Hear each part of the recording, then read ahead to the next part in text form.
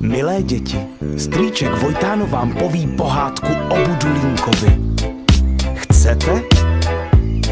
Tak poslouchejte.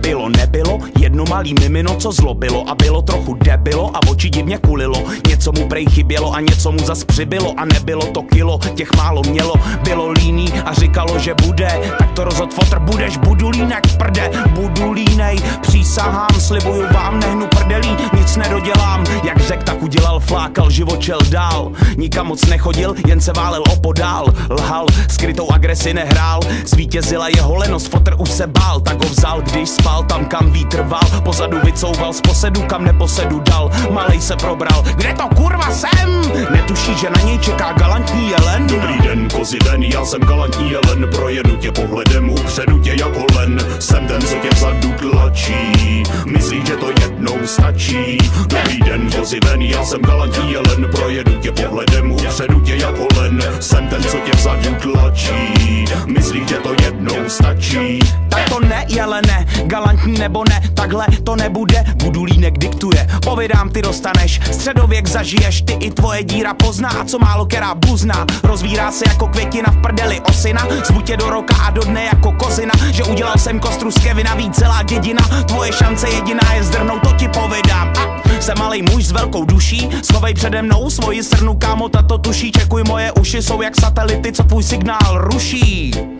A ještě mi to sluší, a ještě mi to sluší, a ještě mi to sluší.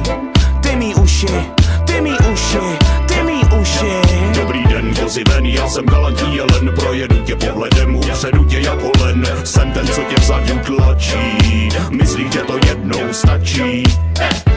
Jen co to jelen dořekl, popadl ho Budulínek a cloumal s ním o 106.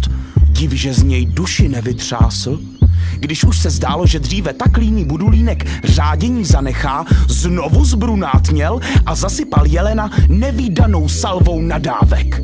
Ty kurvo, ulevil si Budulínek naposled a odhodil jelena se vší jeho galancí stranou.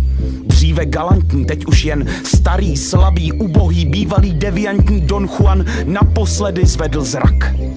Pak už se jen pochcal, posral a hanbou nad svým zvráceným životem zdechnul. Budulínek nebyl rád, nebyl nerad, bylo mu to tak nějak fuk.